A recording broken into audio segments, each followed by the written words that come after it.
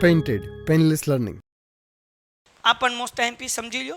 બે દાખલામાંથી એક દાખલા હોય કે 9મો દાખલો ને કે 10મો દાખલો. અને 9મો દાખલો હશે હશે અને હશે 194% ગેરંટી, 6% નહીં. બરાબર ને?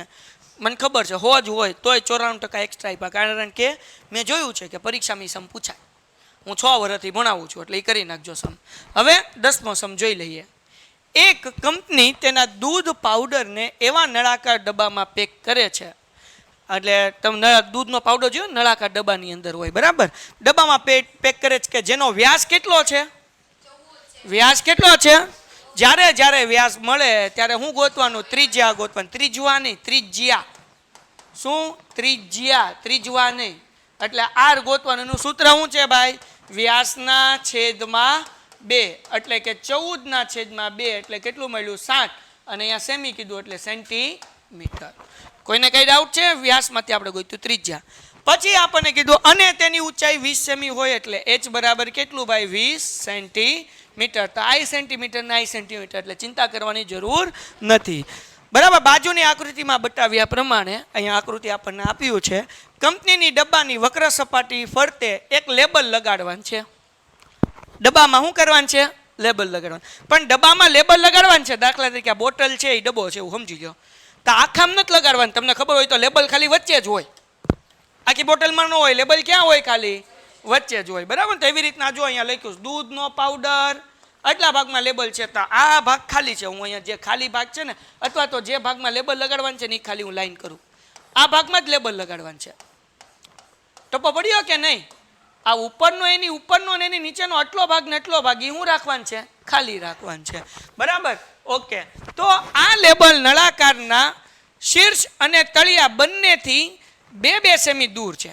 એટલે કે તળિયાથી 2 સેન્ટીમીટર દૂર અને ઉપરથી તે 2 સેન્ટીમીટર દૂર છે.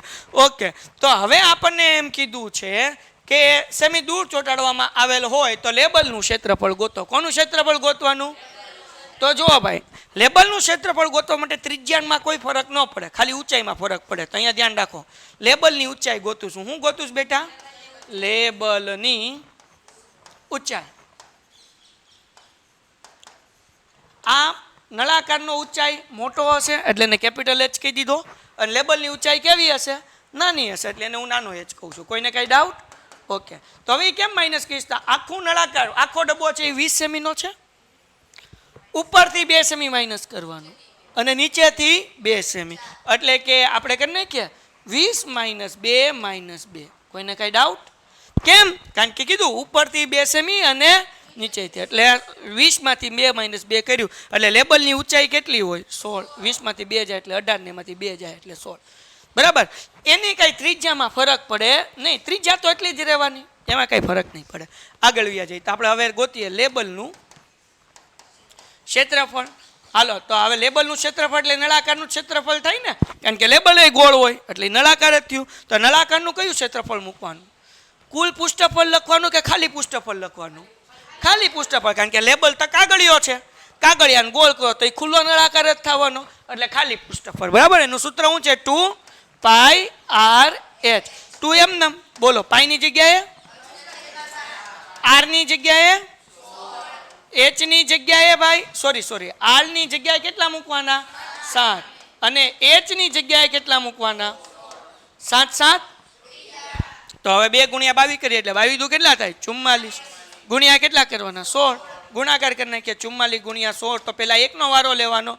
1 × 4 1 × 4. હાલો, 6 × 24. અહીંયા ચોકડો વધી પડી 2. 6 × 24 ને 2 કેટલા થાય? 26. આ 4 એમ ન 6 × 4 કેટલા થાય? 12.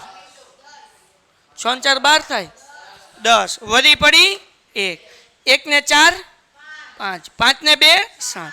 એટલે જવાબ કેટલો આવ્યો? 704. સમજાઈ ગયો પૂરો. 704 સેન્ટીમીટર સ્ક્વેર. ડન છે? પેઇન્ટેડ એપ્લિકેશન ધોરણ 6 થી 12ના વિદ્યાર્થીઓ માટે અપડેટ થઈ ચૂકી છે. આ એપ્લિકેશનમાં શું છે? બધા જ વિષયના વિડીયોઝ છે. ગુજરાતની બેસ્ટ ફેકલ્ટી દ્વારા લાઈવ લેક્ચર્સ છે.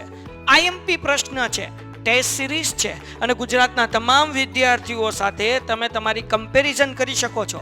ગેમિફિકેશન છે અને બીજું ઘણું બધું. તો તમે એપ્લિકેશન ડાઉનલોડ ન કરી હોય તો ડિસ્ક્રિપ્શનમાં લિંક આપી છે. હમણાં જ પ્લે સ્ટોર ઉપર જાઓ અને એપ્લિકેશન ડાઉનલોડ કરો. ઘરે બેઠીને સરસ મજાનું ગુજરાતની જોરદાર ફેકલ્ટી સાથે ભણો, સારા માર્ક્સે પાસ થાઓ. Painted, Painless Learning.